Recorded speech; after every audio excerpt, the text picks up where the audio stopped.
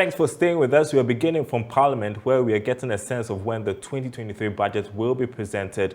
Joining us is Parliamentary Correspondent Kwawu Asante. Good afternoon to you, Kwawu. So we are told the presentation will be done on the 24th of November, but do we know who will be making the presentation?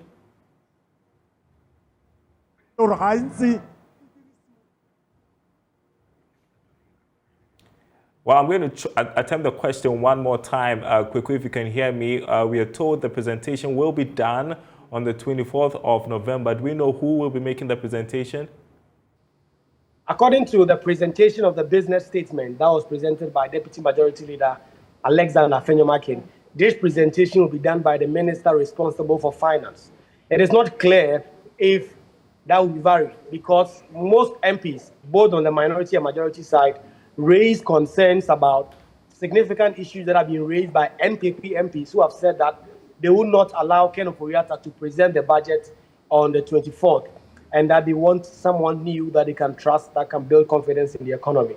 And so these questions went to the majority leader who said that, well, he could not provide those answers because according to the Constitution, the budget is a document of the president and he decides which of his ministers should do so. Although according to the Public Financial Management Act, this is supposed to be done by the minister responsible for finance. But the president will ultimately decide who should present. Another sticking point is that there are conversations about even moving the date further because 24th November is the day Black Stars plays their first match at the 2022 World Cup. People have been asking questions. Why is the World Cup Black Stars playing match so important that we would have to move the budget? According to the majority leader, this is to afford Ghanaians to rally behind the Black Stars and also focus on the budget at another date.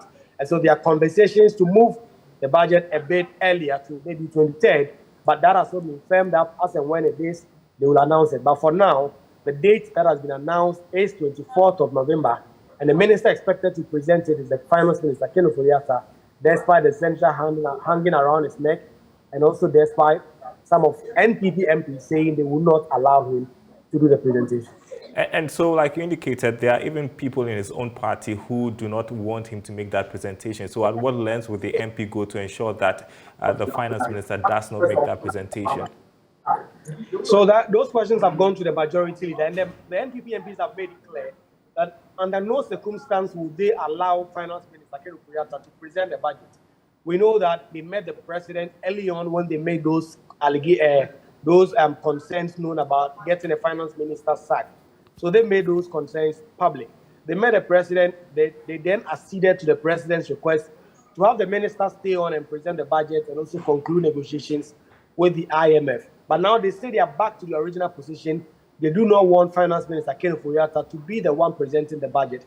They say they are going to be defiant, and those are the words of Nana Ayew, who spoke on behalf of these NPP MPs yesterday. But the majority leader said the ball is now in the court of the president. He has to make the call. We know that the budget has been presented by the majority leader in 2021 when the finance minister was indisposed. So it's something that has happened before. The president may decide to make some other ministers do this presentation.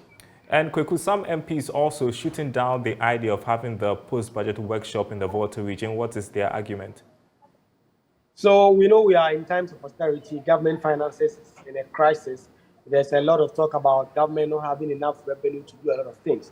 So according to MP for Trobu, who, by the way, is a member on the majority side, Parliament should also be seen leading the way and not going to hotels to be holding post-budget conferences in these times of economic hardship. He says this budget workshop can be held in the precincts of Parliament on the floor of the House to be considered as a normal parliamentary sitting. And so Parliament should reconsider that. Indeed, if you listen to the responses that came in from the leadership, it is not clear whether they'll be acceding to this request. It seems as though that plan to go to the Volta region, to the Volta Serene Hotel, to hold this post-budget workshop has been firmed up, and nothing is changing it, at least for now. Any new information on the ad hoc committee set up to investigate the finance minister? Do you know when they are expected to complete their work? So the Speaker of Parliament gave them 7 days to do their work. That is next week, Friday. That is if you are to count yesterday, the day on which the referral was made. They have just 7 days to be able to do this. We understand the committee will be meeting today to firm up some modalities for this meeting, how they are going to undertake these meetings, who are they going to invite, who should come on, whether this should be live telecast and all. The committee is trying to meet today to set the ground rules. We don't expect that much will happen today in terms of hearing from witnesses or anything of the sort. Maybe Monday, then the House or probably the committee will start looking into these issues. But today they are firming up modalities for their work. And just before you go, something significant today, the appearance of Sarah Adwoa-Safo in Parliament, the MP for Dome Kwabenya. Just tell our audience why that is significant. So Sarah Adwoa-Safo has not been in Parliament for more than a year now. For more than a year, she hasn't been in the House. She had traveled to the United States. We understand she has some family issues. And indeed, her own colleagues on the NPP side have pushed for a seat to be declared vacant. But for that ruling of the Speaker, that handed her a lifeline that the committee report must be subject to the entire decision of the House. By now, a decision would have been taken to have her seat declared vacant. So we had information that early this week, Sarah Adwoa-Safo returned to the country, but on Tuesday, Wednesday, Thursday, she was not in the House. But today, when the business statement was presented, we saw that she entered the chamber. She sat directly behind the majority leader, who is being the one leading these efforts to get her seat declared vacant. She sat behind the majority that they did not have any contact, they did not speak. Some NDC MPs moved from their aisle and joined her, congratulated her, so was seen speaking to her. And then some other NDP MPs, including Natasha, also spoke to her. When the House adjourned, I spoke with her. She said that she was excited that she's back. She's excited that her constituents have been supporting her throughout this period. I asked her directly what she made of those moves to get a seat declared vacant. She said she's back now and those issues will be properly taken care of. But now that she's back to represent her constituents. Yeah, and I asked that because there are several theories coming up as to why she's needed in Parliament, because both sides perhaps would need her to be a defining factor when it comes to the vote of censure against the finance minister. But those are theories. Right, so those are theories. Those are matters that have come up. But, I mean, you never know. The vote of censure, if it happens, it's a secret ballot. So you will never know who voted for who, just like the election of the Speaker of Parliament, Alban back then. So, I mean, those are theories that have come up. We don't know if that is why she's here. But if that is it, then she probably should have been in the House yesterday. Because if yesterday a vote was taken, she would have missed out on that. But Adwoa-Safo says she's back primarily because she wants to come and represent her constituents. And she's grateful for the support they've given her so far. All right. Kwawu Asante, thank you so much for that update from Parliament. And we'll speak about the vote of censure and calls for the finance minister to resign. Economist Theo Champon has been reacting to that calls for the finance minister to resign. Even from his own party, majority MPs have indicated they will not allow the finance minister to present the 2023 budget, as you heard from Kwawu Asante's report. But Mr. Champon agrees there is no better time than now to ask the finance minister to go. With the 24th of November date of what is being proposed, it is within the timelines that the PFM laws of the country actually allow. There are two quick responses to the issue. I think from an economic point of view, it is irrelevant who reads the budget. And I want to kind of reiterate this Interesting, point. Mr. Champon. So economically, yes, can you hear me? Yeah, go ahead. I said interesting. Just go ahead. Yes. Yes, and I'm saying that from an economic point of view, whoever reads the budget, it doesn't matter, it's irrelevant. It's really the message and what is communicated within that in terms of fixing those structural issues and clearly sending a signal to the market ahead of the staff level agreement. And that's what's important. Could you use the word prior actions? And precisely so, because that's what the IMF and other players would be looking out for. But politically, it does matter. So politically, if the finance minister doesn't, or the current finance minister doesn't read the budget, we can all pretty much assume that he's gone. It's as simple as that, right? So it does have a political consequence, but economically, it really doesn't really matter in that respect.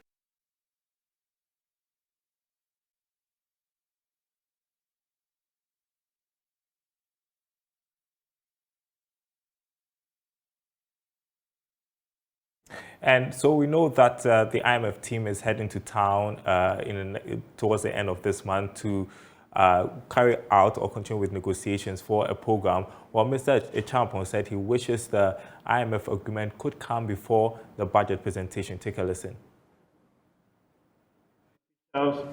Came to sit on radio and TV assertions that a staff level agreement could be gotten before the budget is passed.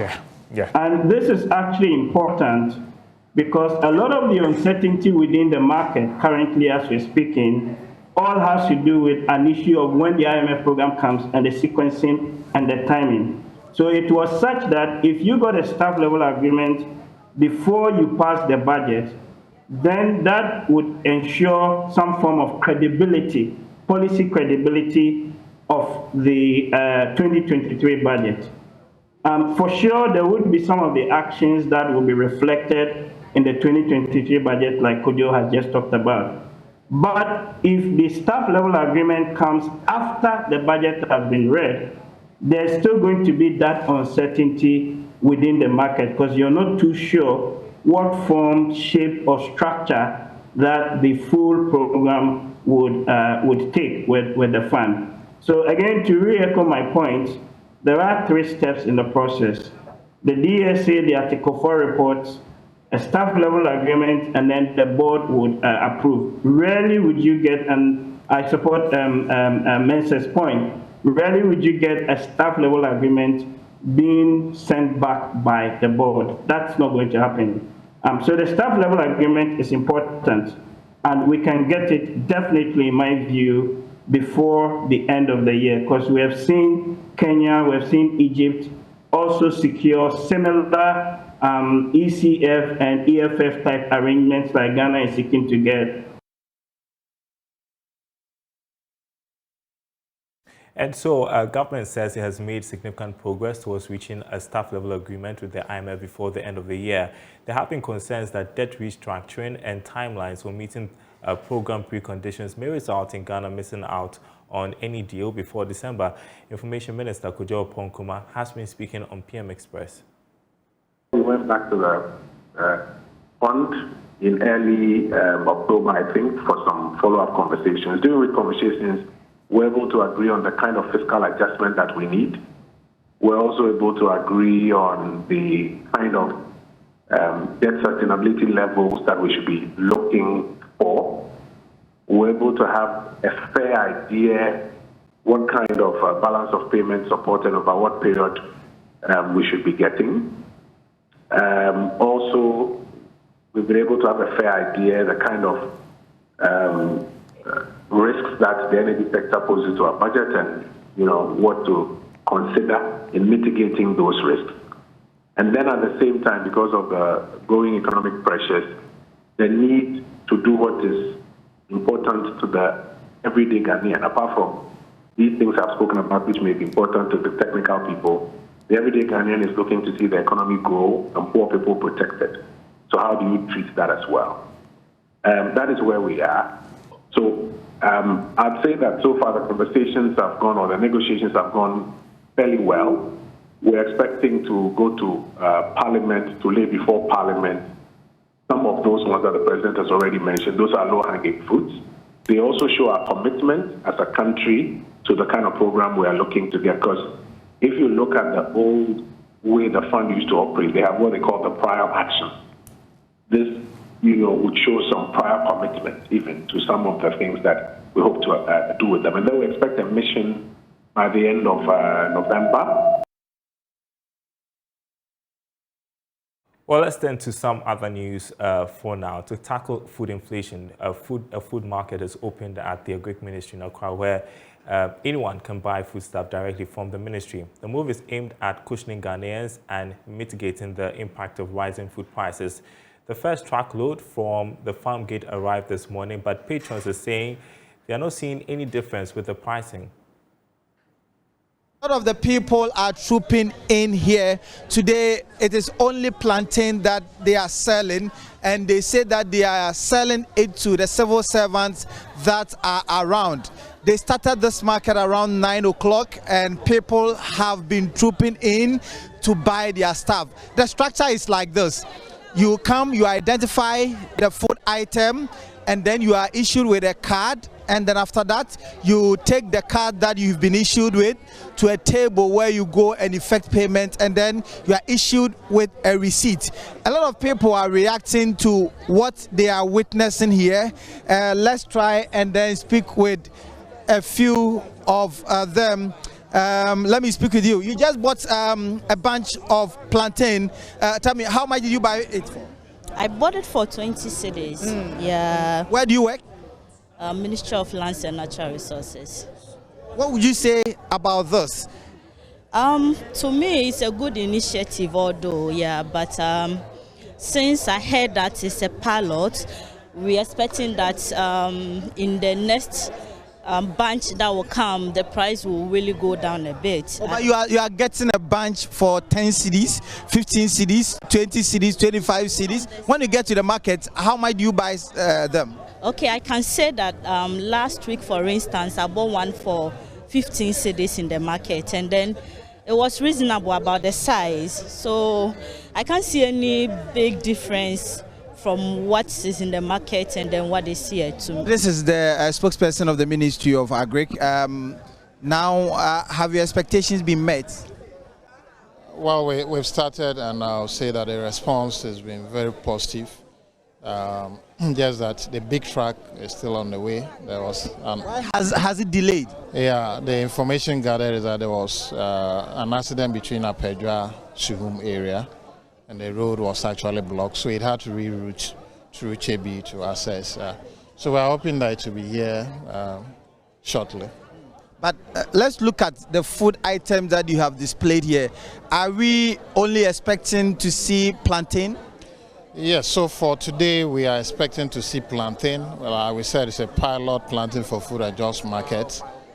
Plantain from the western north, as we saw the first pickup came, it's already gone. If you go to Efo Sandalapa, we also have the local rice that is.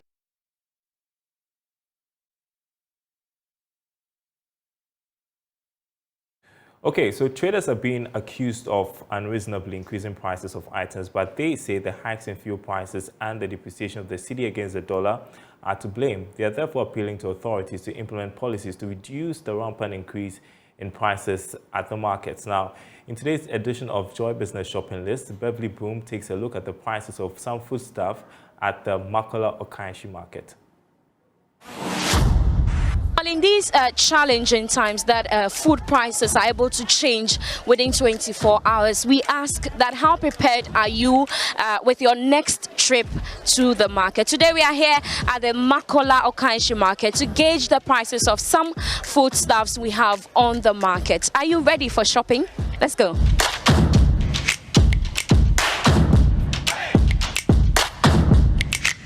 Okay, boss. So let's start with the temple. Okay. Yeah. Now the temple, the new price is $7.90. But the previous price it was $4.70. $4.70. Yeah. We have Lily here. Lily, 25 kilo. 25 kilo. It was $3.15. Now it's $5.70. We have Lily 50 kilo. It was $5.90. Now it's 1,090 cedis. 1,090 cedis. We have this thing, Millicent here. Millicent, 25 kilo. It was $3.15. Now it's $4.40. The price increment it was started from August up to today. It started from August today because they are complaining about the dollar increment and other. That's why they increased the price from August and today. These ones are the 5 kg. This is 5 kg. This is 5 kg. This is 44.5. Okay. So there's difference between 5 kg and 4.5. This is selling 76. Before it used to be 33 I mean, it was very cheap, but because of the dollar rate, it's gone up. Yeah, but we are praying that the dollar will come down so that we come to the normal price. Yeah, because we are not happy about these prices now. And the 1 kg, it used to be, this was about 11 cedis. Now it's 17. This is temple rice. It's very nice from Vietnam. It's not Thai. So those are the cheapest. Yeah, Vietnam rice is cheap. Yeah, it's nice. Not that it's not nice. It's nice, but it's the cheapest one. Yeah. Okay. So those are selling 17 cedis per 1 kg. Okay, but do you have local rice? Yes, I do. Okay. I have Fortune. Yeah, this one. This is the local. Okay. And the other one, what is it? And this one. These two are local rice. Before it was selling, the local rice was selling like, but now it's not moving that much. It's not moving. Yeah. But the prices too is almost like the imported ones. So we don't see the difference. I mean, we think the local rice are going to be at least less cheaper, less, because we don't pay duty, no freight and all these things. It's almost the same. So now. But do you think our production, like local rice production, can meet the demands of people? At all.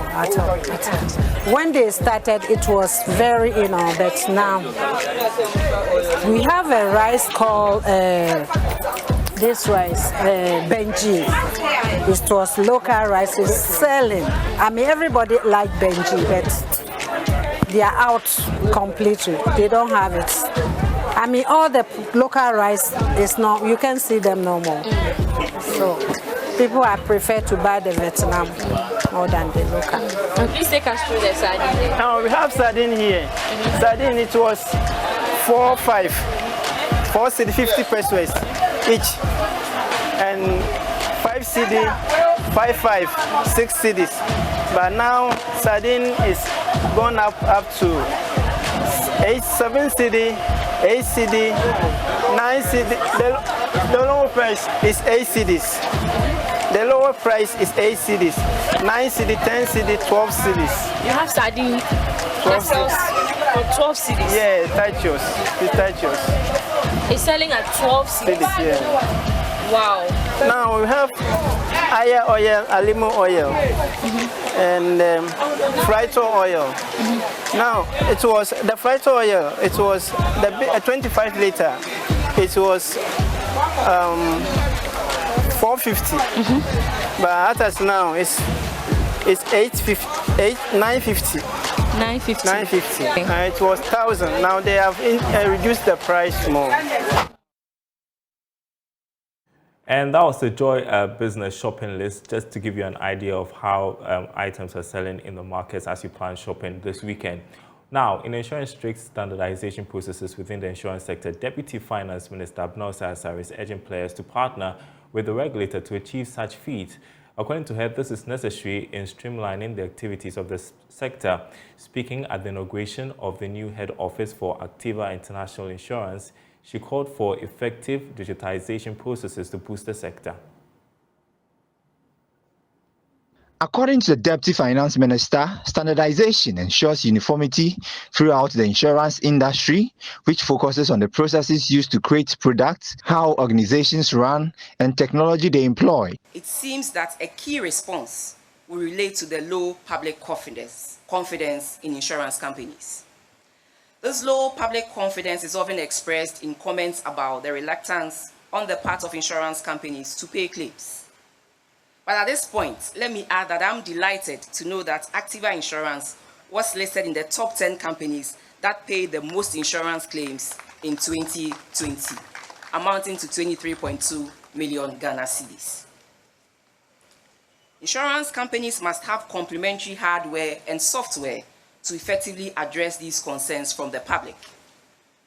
The software must be anchored on people, partnerships, and technology, which must seek to, 1, ensure effective communication during sales and claim times. We must also promote professionalism in handling clients. In terms of partnership, we must join forces with other insurers to intensify public awareness. We must also partner with the regulator to ensure standardization across the sector. For technology, we must adopt business models to embrace technology for service delivery and also interconnect the traditional way of doing insurance with digital models, including taking advantage of current social media. President for Activa International Insurance reaffirmed the firm's commitment to utilizing technology to expand its operations. And that's the marketplace, everyone. Thanks for watching. My name is Daryl. We will be back same time next week. Goodbye.